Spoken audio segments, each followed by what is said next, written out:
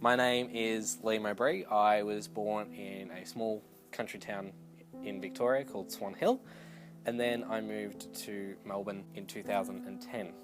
Growing up in such a small country town, the population was around about 5,000 to 7,000, and sport played a big role in what everyone did on the weekends. But for me, sport wasn't really high on my agenda.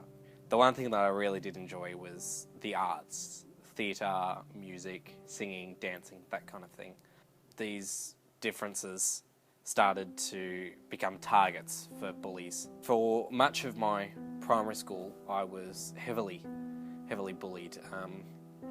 A manner of instances that, cutting of my hair, pushing me into lockers, all that kind of stuff was really prevalent. It was really quite tough to be still not wanting to fall into the uniform, do sport, do this, and still being the creative type that I wanted to be. In 2009, I won the biggest award that the school could honour, which was the Mary MacKillop Award. Incidentally, that was my final year in Swan Hill. The family were moving up to Melbourne for my sister starting university, and also thought it would be good for me. Seems as though what I have done in the country and what I could be doing in the city like Melbourne.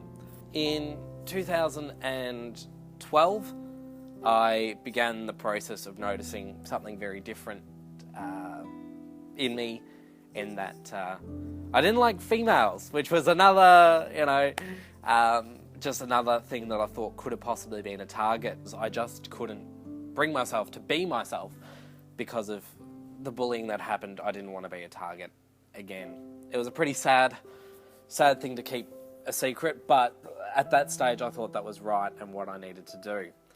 At the end of 2012, I graduated year 12 and immediately went to a employer that I had previous experience with and asked for a job.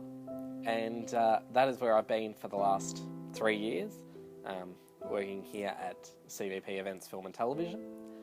It has been extraordinary, the process of going from Swan Hill to Melbourne and to what I am now. I'm incredibly grateful for my family, my friends, the support that I've had. One of the things that people do say to me every now and again is, did you think that you had a childhood? Did you feel that was taken away? I always question that, and I always get a different answer, in that, yes, sometimes I do feel like my childhood was taken away from the bullies, the amount of work that I was doing, and what I was actually doing. But often than not, I'd usually say, I don't regret it at all. It's given me now full-time employment, it's given me a lot of knowledge and a lot of skills, and I am incredibly grateful with how the world has worked out for me as of now.